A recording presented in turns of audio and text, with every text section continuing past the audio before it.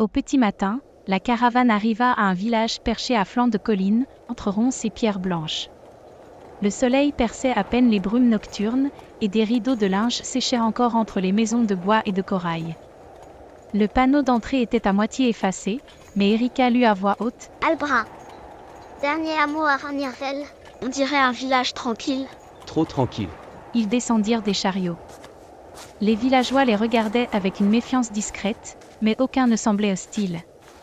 Près du puits, un homme en manteau de voyage attendait, un badge argenté accroché à son plastron, le symbole de la guilde des aventuriers. C'est lui, il s'appelle Varin. Il travaille pour Nera. Et surtout, il sait ce que c'est que d'avoir tout perdu. Nio s'arrêta net. Derrière lui, ses camarades regardaient autour, nerveux. Varin s'approcha calmement, sans geste brusque. C'est toi, Nio? J'ai entendu ce que t'as fait. Et j'ai connu bien pire que toi. Vous allez nous punir? Non. Mais vous allez apprendre à survivre autrement. Si vous êtes prêts à travailler, à apprendre, à changer. La guilde a de la place pour des gens comme vous. Nera m'a dit de leur trouver un foyer temporaire. Ils resteront ici, le temps de se former, de trouver leur voie. Si certains veulent partir ensuite pour Aquarion, on les y guidera. Je veux aider. Plus jamais. Je veux devoir voler pour exister. Alors t'as déjà fait ton premier pas. Varin les emmena tous vers un ancien entrepôt que la guilde avait réaménagé pour les jeunes recrues. Les enfants partirent, un peu craintifs mais curieux. Erika souffla. On a semé quelque chose, là. Ouais, maintenant, reste à savoir ce qu'ils vont devenir. Mais la pause fut de courte durée. Un garde du village accourut, haletant. Vous comptez aller jusqu'à Nirvel? Mauvaise nouvelle. La route est coupée. Coupé comment? Un glissement de terrain cette nuit. Et d'étranges symboles sont apparus sur la roche effondrée. Des voyageurs ont parlé de brume noire et d'une voix dans la pierre. Kiba se figea. C'est sûrement lui. Le type en noir? Si vous voulez passer, vous devrez contourner par la vieille route. À pied. Pas de chariot possible. C'est dangereux, escarpé. Et il y a une forêt maudite, selon certains. Erwin fit craquer ses épaules. Parfait. Une balade maudite au petit matin. Ça manquait à ma semaine.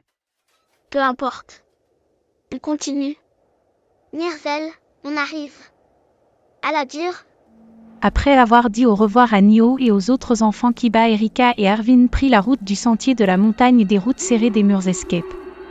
Ils s'engagèrent dans le sentier de la route hantée. Les arbres tordus semblaient se pencher sur eux, et la brume épaisse avalait presque chacun de leurs pas. Erika fronçait les sourcils, bien droite, comme si elle n'avait peur de rien. Mais sa main, crispée sur son fusil, la trahissait. Erwin, qui marchait à ses côtés, éclata de rire en la voyant ainsi. Tu peux essayer de faire semblant, mais je vois bien que t'es tendu. Je ne suis pas tendue. Répliqua Erika, un peu trop vite.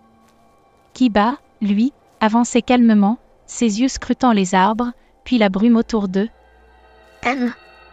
Je crois que je vois des fantômes, dit-il de sa voix posée. Erika sursauta et tourna brusquement la tête vers lui. Quoi? Des fantômes? Mais ça n'existe pas. Mon père m'a dit qu'il en avait déjà croisé. Le visage d'Erika pâlit légèrement.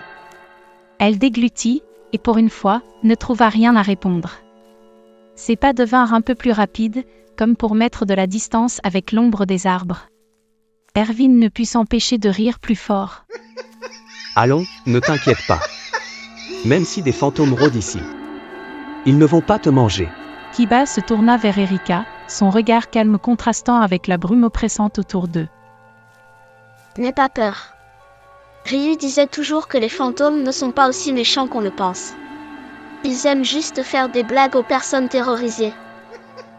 Erika s'arrêta net, les yeux écarquillés, puis serra son fusil contre elle. Tu crois que ça me réconforte, ce que tu viens de dire? Lança-t-elle d'un ton agacé, presque tremblant. Erwin éclata d'un rire sonore qui résonna dans le silence du sentier. Alors ça, je crois que c'est pire que de leur dire qu'ils vont la manger. Erika lui lança un regard noir, mais la légère rougeur sur ses joues trahissait plus la peur que de la colère. Un cri perça soudain la brume. Un cri aigu, terrifié, qui semblait appartenir à une jeune fille.